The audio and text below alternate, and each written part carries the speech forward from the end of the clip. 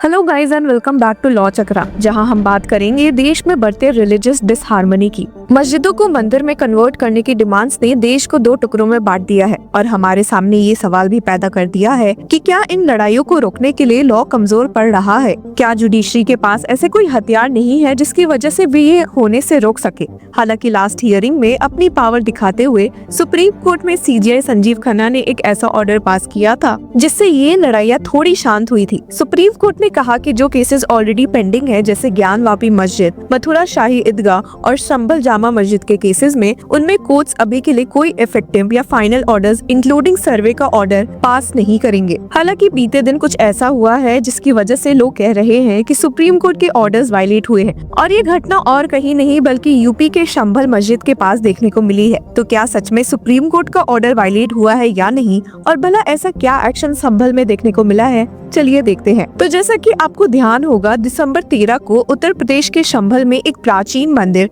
श्री कार्तिक महादेव मंदिर, जो भस्म शंकर मंदिर के नाम से भी जाना जाता है, को फिर से पूजा के लिए खोला गया। ये मंदिर एक एंटी इंक्रोचमेंट ड्राइव के दौरान शाही जामा मस्जिद के पास खोजा गया था। बताया जा रहा है कि ये मंदिर 1978 में हुए रिलीजियस वायलेंस के बाद से बंद हो गया था और अब 40 से भी ऊपर साल बाद जो ये टेम्पल खुला है, तो उस जगह में काफी हलचल देखने को मिली। मामला और बिगड़ गया जब ऑफिशियल्स ने कह दिया कि यहाँ पर एक हनुमान स्टैचू और एक शिवलिंग भी पाया गया है, जो कि शाही जामा मस्जिद से दूर नहीं है, जिसकी सर्वे की जांच एक कोर्ट ने पिछले महीने दी थी और जिसके बाद देश में बवाल मचा था। अब देश में हुई हलचल वापस से मची क्योंकि इसी लॉस्ट टेम्पल का सर्वे करने बीते दिन एएसआई पहुंच गई। District magistrate doctor Rajendra Pensiya ने बताया कि आर्कियोलॉजिकल सर्वे ऑफ इंडिया की 4 मेंबर टीम ने इस नए मंदिर, 5 तीर्थ और 9 और 19 कुओं की जांच की है। उन्होंने कहा, संभल में एएसआई ने 5 तीर्थ और 19 कुओं का निरीक्षण किया। जो नया मंदिर मिला है उसका भी इंस्पेक्शन किया गया। पूरा सर्वे लगभग 8 से 10 घंटे तक चला और कुल मिलाकर 24 एरियाज का सर्वे किया गया। हालांकि यूपी सरकार, डीएम और म्युनिसिपल ऑफिसर्स द्वारा ऐसे कदम उठाने और एएसआई सर्वे की जांच और मस्जिद के बाहर बने कुओं को खोलने की कोशिश पर शाही जामा मस्जिद कमेटी ने अब एतराज जताया है और इन कुछ एक्शंस को सुप्रीम कोर्ट के ऑर्डर्स का वायलेशन कहा है।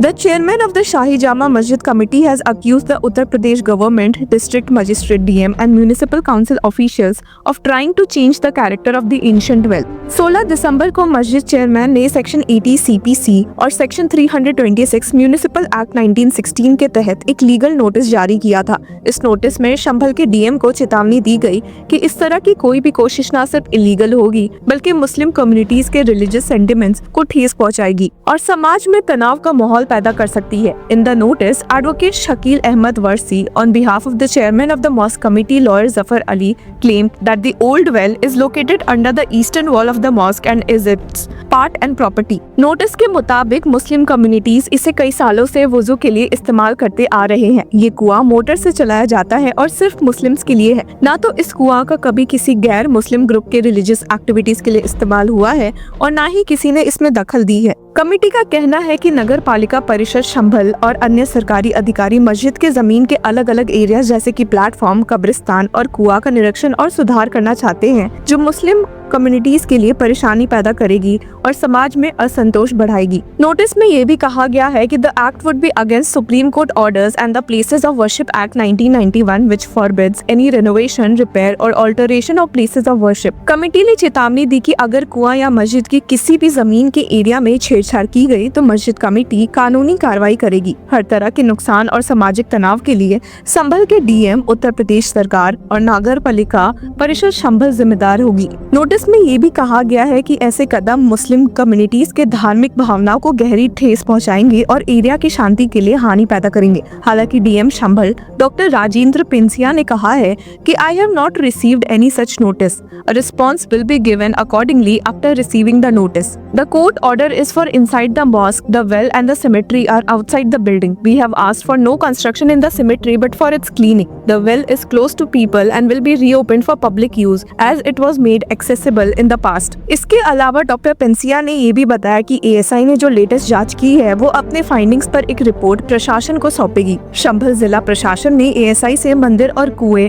के कार्बन डेटिंग के लिए भी रिक्वेस्ट की है। ये तो बात हो गई संभल से जुड़े मसले की, पर अब आपको बताते हैं अजमेर दरगाह से जुड़ी न्यूज, जिस जिसने कि वापस से देश में हलचल मचा दी है। असल में हुआ यूं कि अजमेर के एक लोकल कोर्ट में फ्राइडे को काफी लीगल हलचल देखने को मिली, जब 5 एप्लीकेशंस फाइल की गई एक पिटीशन में पार्टी बनने के लिए। इस पिटीशन में ख्वाजा गरीब नवाज के अजमेर दरगाह को हिंदू मंदिर घोषित करने की मांग की गई है। इस मामले की अगली सुनवाई 24 जनवरी को होने वाली है। ये पिटीशन हिंदू सेना के अध्यक्ष विष्णु गुप्ता द्वारा फाइल की गई है, जो दावा करते हैं कि दरगाह एक शिव मंदिर पर बनाया गया था। गुप्ता ने इस दावे को प्रूव करने के लिए एक सर्वे की भी मांग की है। योगेंद्र ओझा, जो कि गुप्ता के वकील है, ने कहा, कोर्ट ने 27 नवंबर को पिटीशन को एडमिट कर लिया था और Ajmer Dargah committee, ministry of minority affairs और आर्कियोलॉजिकल सर्वे ऑफ इंडिया को नोटिस जारी किया। फ्राइडे की सुनवाई के दौरान 5 एप्लीकेशन प्रोमिनेंट स्टेक होल्डर्स द्वारा मूव की गई है। कोर्ट ने इन एप्लीकेशंस को एक्सेप्ट करते हुए अगली सुनवाई की तारीख 24 जनवरी फिक्स की है, ताकि सभी पार्टीज अपने रिस्पॉन्सेज दे सके।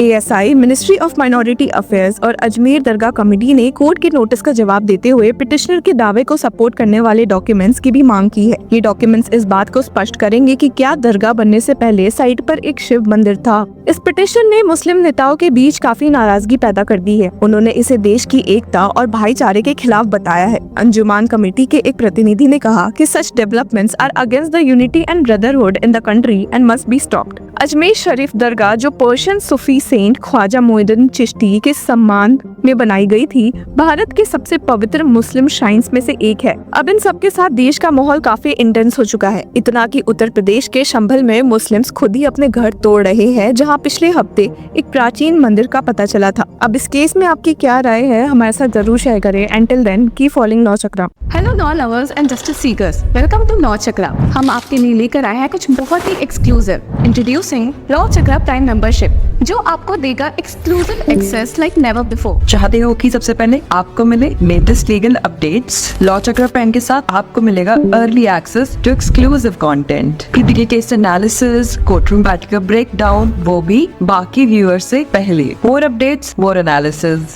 यानी कि फुल इनसाइडर एक्सेस, वो भी बस घर बैठे। यही नहीं, प्राइम मेंबर को मिलेगा access to exclusive interview session with renowned जजेस, लीगल एक्सपर्ट्स एंड लॉयर्स। ऐसे इनसाइट्स जो आपको कहीं और नहीं मिले। इसी के साथ अगर आप कभी सोचे कि हम कैसे लेकर आते हैं आपके लिए ये लीगल अपडेट्स, तो इसके लिए भी प्राइम मेंबर्स के लिए है हमारे पास एक special sneak peek behind the scenes of law chakra. Brainstorming session से लेकर ब्लूपर्स तक सब कुछ। In short, more content, more update and more analysis. Political legal controversies हो या इन डेप्थ लीगल सेशंस, सब कुछ आपको मिलेगा एट वेरी मिनिमल प्राइस। बनिए लॉ चक्रा की प्राइम मेंबर और अनलॉक कीजिए full potential of legal knowledge. अभी ज्वाइन कीजिए।